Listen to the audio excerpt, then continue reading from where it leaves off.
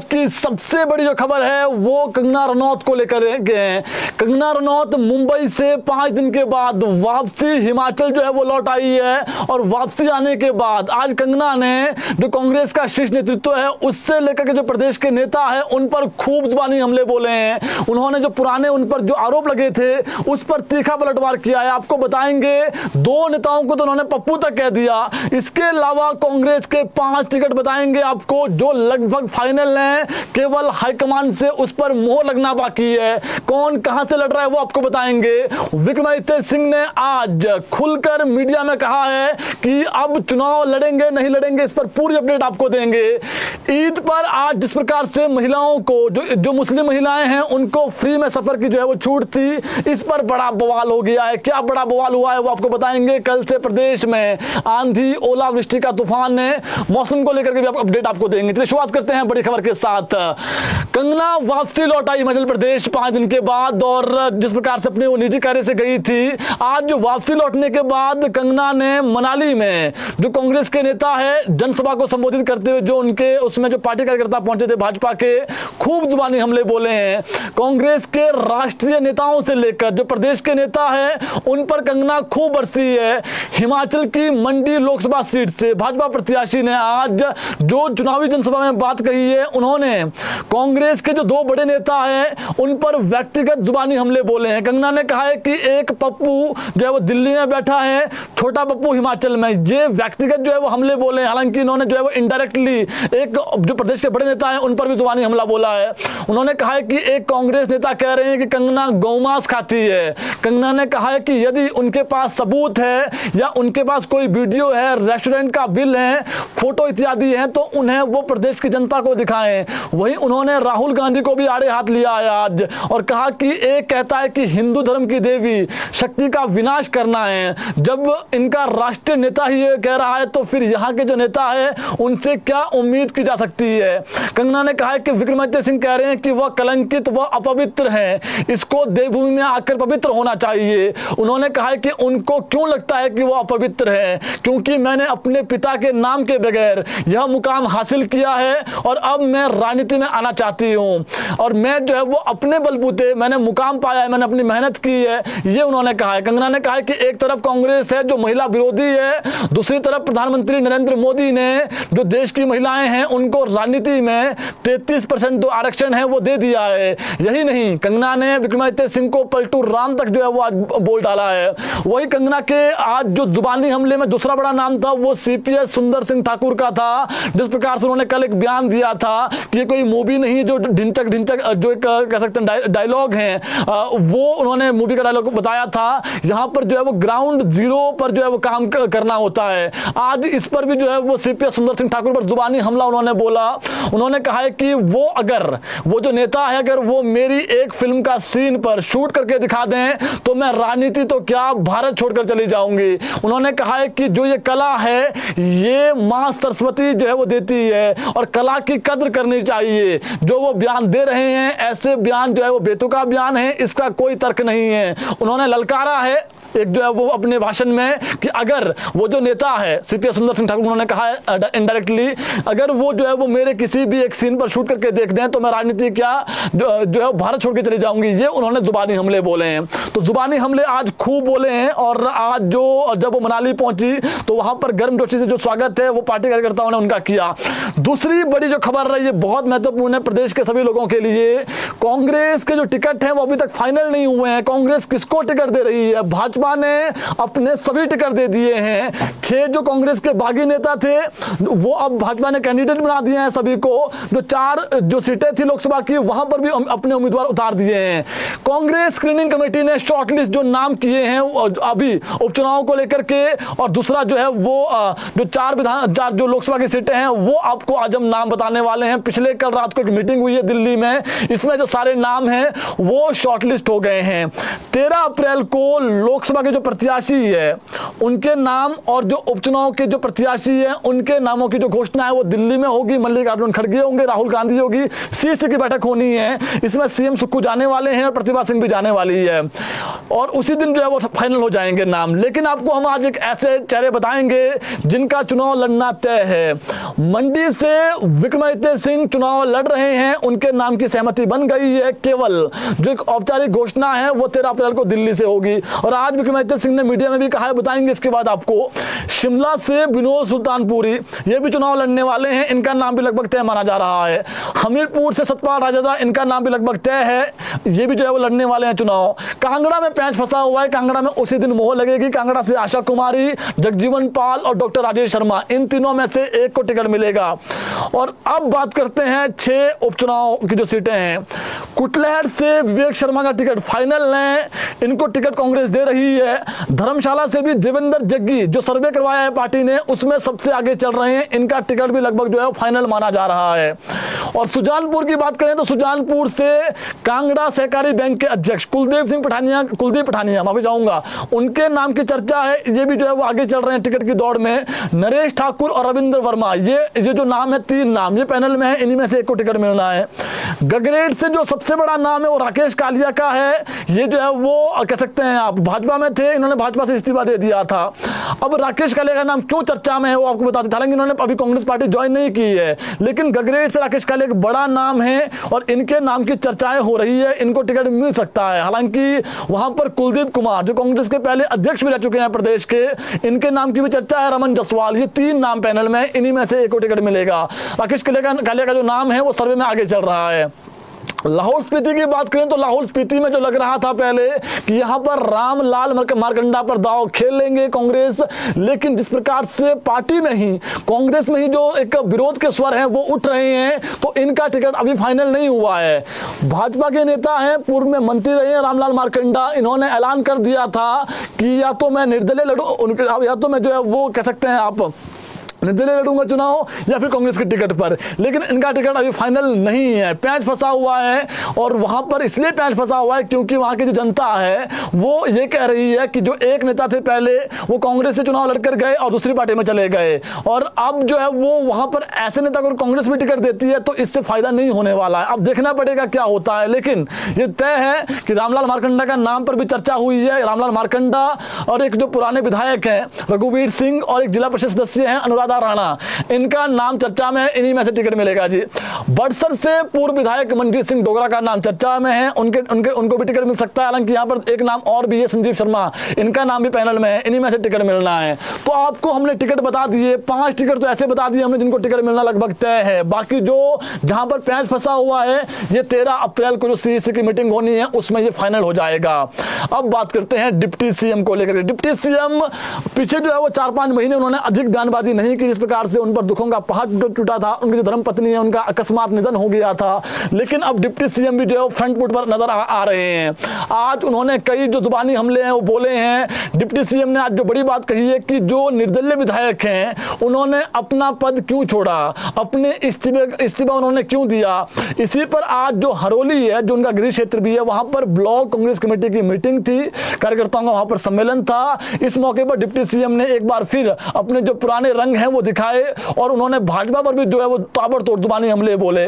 उन्होंने कहा कि जिन परिस्थितियों में हिमाचल प्रदेश में ये चुनाव हो रहे हैं, यह चुनाव टेबल टर्न चुनाव हैं और पूरे प्रदेश में जो माहौल है वो कांग्रेस के पक्ष में आ चुका है और बीजेपी को हिमाचल प्रदेश वापस विधायक के चुनाव के लिए लड़ना प्रदेश की जनता के साथ धोखा आया, जिन्होंने चुनकर भेजा था। जब आपको 5 साल के चुनकर भेजा था, ऐसी क्या नौबत आई कि आप जो है वो 1.5 साल में इस्तीफा दे रहे हैं, ये भी जनता को बताएं आप। और जनता ऐसे नेताओं को माफ करने वाली नहीं है, ये उन्होंने कहा।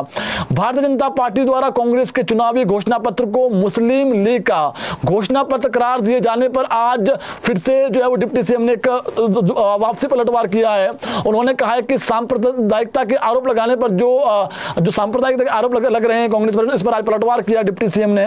उन्होंने कहा है कि आज ईद का जो है त्योहार है और ईद का जो मुबारक का मौका है, और इन परिस्थितियों में किसी भी संप्रदाय विशेष के खिलाफ टिप्पणी नहीं करनी चाहिए। कांग्रेस पार्टी सेकुलर पार्टी है और हर वर्ग को साथ लेकर चलने वाली पार्टी है।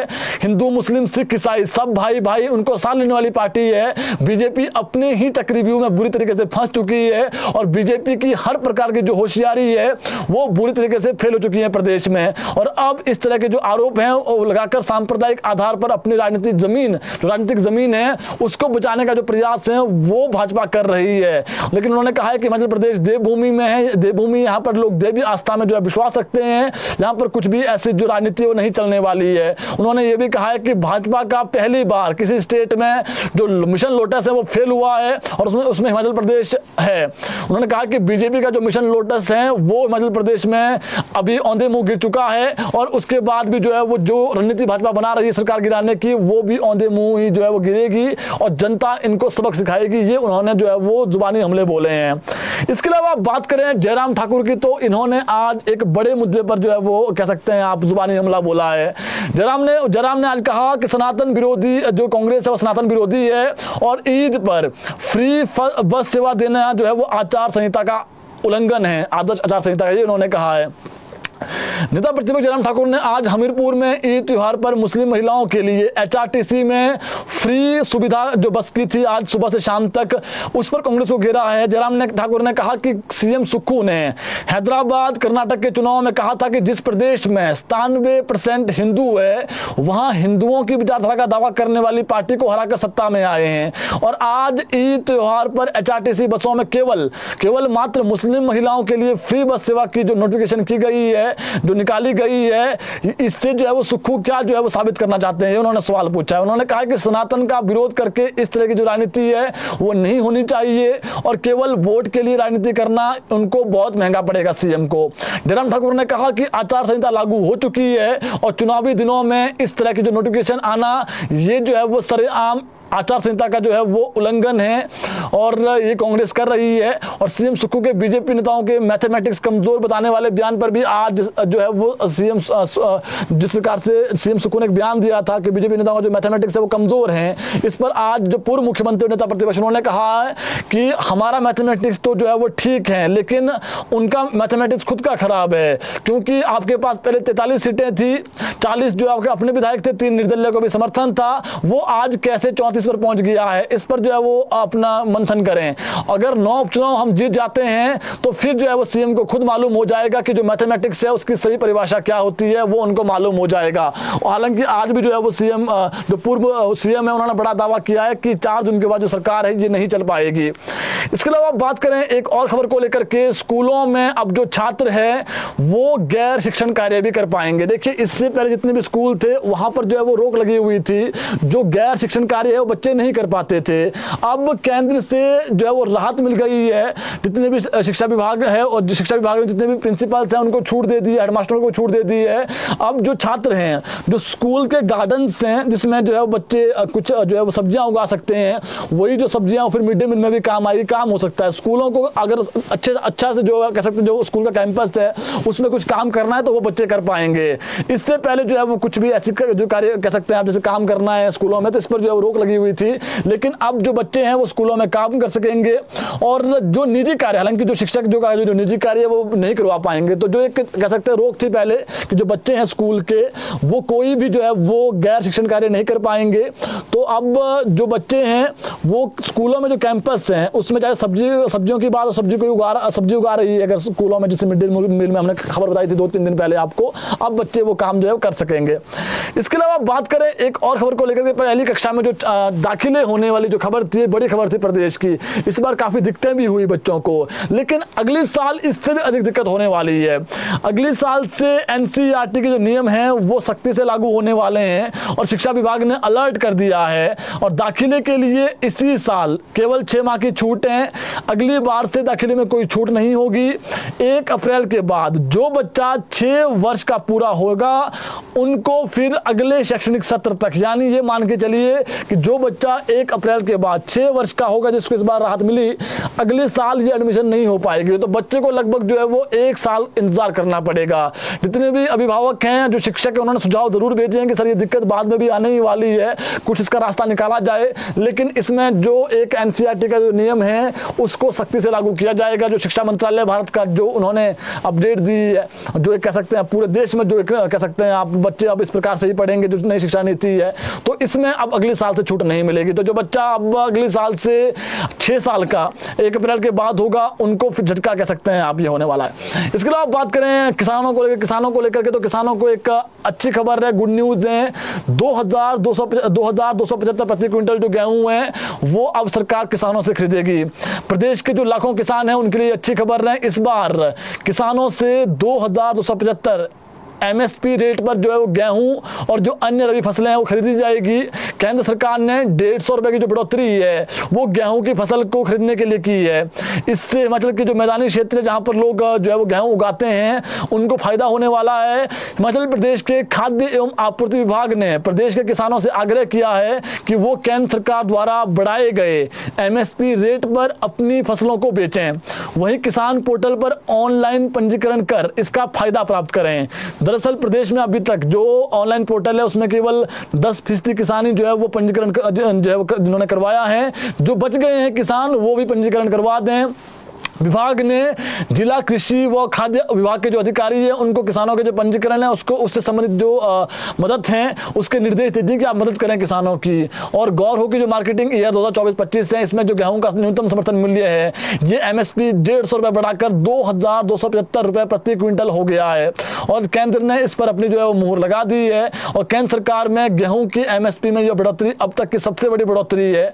केंद्र ने 5 दूसरी फसलों पर भी, जिसमें चना है, जौ है, मसूर है, रेपसीड सरसों के बीज और कुसुम जो सैफलेवर है उसमें जो न्यूनतम समर्थन मूल्य है वो बढ़ाया है। और उसी के तहत जो गेहूं का मूल्य बढ़ा है तो अब किसान जो अपनी फसल बेचना चाहते हैं, गेहूं बेचना चाहते हैं, तो उसमें जो एमएसपी का रेट है न्यूनतम समर्थन मूल्य वो बढ़ा है। तो आप बेच सकते हैं जी, लेकिन इसके लिए आपको फिर पंजीकरण करवाना पड़ेगा। इसके अलावा बात करें दो जो आज बड़े चेहरे हैं जिन्होंने भाजपा का दामन छोड़कर जो है कांग्रेस का दामन थामा है। हमीरपुर नगर परिषद अध्यक्ष मनोज और पार्षद राजकुमार ने आज कांग्रेस का दामन थामा है और मुख्यमंत्री सुखविंदर सिंह सुक्खू ने इनको पटका पहनाया और उनकी कार्यशैली से प्रभावित होकर आज हमीरपुर में जो मनोज मिन्हास हैं और उनकी जो पत्नी है निशा मिन्हास, वार्ड नंबर 2 से जो पार्षद है राजकुमार, इन्होंने कांग्रेस पार्टी का दामन थामा। और कांग्रेस के बिकाऊ विधायकों जो आरोप लगा है उसके चलते जो है वो ये मनोज जो है वो आहत थे। और हालांकि जो बिकाऊ है नहीं है तो अभी जुडिशियल मैटर है, इसमें हम कुछ भी नहीं कहेंगे, लेकिन जो इन्होंने आरोप लगाया है और मनोज व राजकुमार के कांग्रेस में शामिल होने से जो पार्टी है वो हमीरपुर में जो है वो मजबूत हुई है कांग्रेस। और मनोज मिन्हास ने जो है वो ये कहा है, इनको आज सबसे पहले मुख्यमंत्री ने जो है वो जो रेस्ट हाउस है सेरा में वहां पर पटका पहनाया और उसके बाद इनको जो है वो आगामी समय में जो भी विकास कार्य है उसमें भरपूर जो समर्थन है वो इनको दिया जाएगा, ये उनको वहां पर आश्वस्त किया गया सीएम के द्वारा। और 15 महीने के अंदर ही जो है वो जिस प्रकार से कांग्रेस के कुछ नेताओं ने जो भाजपा का दामन थामा है उससे ये आहत थे। तो ऐसे में इन्होंने ये भी कहा है कि जो प्रदेश में विकास है वो तो हो रहा था, लेकिन कुछ नेता जो है वो अपना निजी विकास चाहते थे और ऐसे में प्रदेश का जो विकास है वो सर्वोपरि है, उसमें कमी जो है वो नहीं होनी चाहिए, इसलिए जो है वो हमने कांग्रेस का दामन थामा है, ये इन्होंने कहा है। तो आज सीएम सुक्खू ने 2 जो नेता है उनको कांग्रेस पार्टी का जो पटका है वो पहनाया है। ये भाजपा के नेता थे पहले और ये नगर परिषद के कह सकते हैं अध्यक्ष थे, तो एक जो है वो कह सकते हैं पार्षद थे। इसके अलावा बात करें एक और खबर को लेकर, दुखद खबर है, जनशताब्दी जो ट्रेन है उसमें युवक उसकी चपेट में आ गई और उसकी दुखद मौत हुई है। ऊना के उपमंडल अंब के तहत रेलवे स्टेशन पर जो चुरुडू में जो रेलवे स्टेशन है वहां पर जनशताब्दी जो ट्रेन है उसके चपेट में बीती रात एक युवक आ गया और मृतक की पहचान पंकज कुमार 31 वर्ष इसकी उम्र थी, पुत्र रामपुकार निवासी डाकघर परागपुर तहसील देहरा का ये रहने वाला था, कांगड़ा का। और जानकारी के मुताबिक बीती रात जो है वो ये अंब से हिमाचल एक्सप्रेस ट्रेन में सवार होकर जो है वो चुरुडू पहुंचा और वहां पर हिमाचल एक्सप्रेस ट्रेन से उतरने के बाद जो दूसरी तरफ से नई दिल्ली से जो एक शताब्दी ट्रेन आ रही थी उसकी चपेट में आ गया और हादसे के दौरान इसकी जो सर और जो पैर है उस पर चोटें आई है और जिसके चलते युवक की जो है वो मौके पर ही मौत हो गई। बहुत दुखद खबर है। इसके अलावा बात करें एक और खबर को लेकर के, कल से प्रदेश में आंधी और बारिश का अलर्ट है। और बीते कल अगर देखेंगे शिमला का जो ऊपरी क्षेत्र है, कुमारसैन और जो कोटकपुरा एरिया है, वहां पर कुछ जगहों पर ओलावृष्टि हुई, जिसमें जो किसान हैं, बागवान हैं, वो बहुत कह सकते हैं आप निराश हैं। और निराश इसलिए है क्योंकि जो फसल थी उस पर कल ओलावृष्टि हुई है। देखिए अभी जो ऊपरी शिमला है, कुल्लू है, मंडी है, ऐसे जिला जहां पर जो है वो सेब की फसल उगाई जाती है, वहां पर जिस प्रकार से अभी फ्लोरिंग हो रही थी, सेटिंग हो रही थी, जिस प्रकार से बीते कल जो है वो ओलावृष्टि कुछ स्थानों पर हुई है, तो ये अच्छी खबर नहीं है। और प्रदेश में कल से भी आंधी ओलावृष्टि की चेतावनी है, जो मौसम विज्ञान केंद्र की तरफ से अलर्ट जारी किया गया। हालांकि जो किसान बागवान है, कुछ जगहों पर जो है वो नेट भी लगाए गए हैं, तो उससे थोड़ी फसल तो बची है, लेकिन कुछ जगहों पर जो है वो भारी ओलावृष्टि हुई है, तो ये किसानों के लिए अच्छी खबर नहीं है। और किसान यही जो है वो दुआ कर रहे हैं कि जो है वो ओलावृष्टि ना हो, बारिश हो जाए कोई बात नहीं, ओलावृष्टि जो है वो ना होनी चाहिए। लेकिन 13 और 14 अप्रैल को जो प्रदेश में मौसम का अपडेट है, उसमें भारी से भारी बारिश, ओलावृष्टि और अंधड़ का जो है वो अलर्ट है। और इतना ही नहीं, फिर 13-14 को तो है ही है, 15 से 17 अप्रैल के बीच में जो है भारी बारिश होगी। और कल से प्रदेश में जो मौसम है वो करवट बदलेगा। तो ये एक और अपडेट हमारे पास थी। आज विक्रमादित्य सिंह ने जो मीडिया में बयान दिया है, जो इंटरव्यू दिया है, उन्होंने जब उनसे पूछा गया कि जिस प्रकार की जो स्थिति प्रदेश में बनी हुई है, अगर आप चुनाव लड़ते हैं तो फिर क्या आगामी समय में क्या कह सकते हैं आप, जो समीकरण है वो बदलेंगे तो नहीं। तो कुल मिला के देखें, आज उन्होंने ये कह दिया है कि मैं पार्टी का सच्चा सिपाही हूं, मेरे नाम की चर्चा हुई है दिल्ली में, और जो हाईकमान कहेगा वो हम करेंगे। जब उनसे बाद में जो है वो मैं वही करूंगा। और उसमें उसके बाद जब उनसे सवाल पूछा गया कि जो यहाँ पर जब शिमला ग्रामीण की सीट खाली हो जाएगी या कहीं पर जिस प्रकार से विनोद सुल्तानपुरी है वहां पर सीट खाली हो जाएगी, क्या आप आश्वस्त हैं कि उसके बाद वहां पर जीत होगी? तो उन्होंने कहा कि ये भविष्य की बात है, अभी टिकट मिलना, जो टिकट जो है वो दिल्ली से आना है, मुझे मिलता है तो मैं लड़ूंगा, ये तय है। तो ये मान के चलिए विक्रमादित्य सिंह जो है वो अब चुनाव लड़ने के लिए तैयार हैं, फ्रंट फुट पर हैं। और उन्होंने कंगना रनौत पर खूब जुबानी हमले बोले। हालांकि आज कंगना रनौत ने जो है वो खूब जो पलटवार है वो भी किया है। आगामी समय में अगर आप चुनावी जो सरगर्मियां जो प्रदेश में तेज हो गई है देखेंगे, तो फिर आपको और भी बहुत सारे जो बयान हैं वो देखने को मिलेंगे, सुनने को मिलेंगे। लेकिन ये तय है, विक्रमादित्य सिंह मंडी से चुनाव लड़ने वाले हैं, केवल जो औपचारिक घोषणा है वो होना बाकी है। हालांकि जो सिटिंग एमपी है, उनकी माता है प्रतिभा सिंह, कांग्रेस की 3 मर्तबा जो है वहीं से सांसद रह चुकी है। हालांकि उन्होंने ये बयान जरूर दिया था कि मैं भी जो है मौजूदा सांसद हूँ, मेरा टिकट काटना इतना आसान नहीं है। लेकिन जिस प्रकार से नई पौध और जो युवा चेहरे हैं उनको मैदान में उतारने के लिए जो शीर्ष नेतृत्व है वो मान गया है। तो ये मान के चलिए विक्रमादित्य सिंह चुनाव लड़ रहे हैं।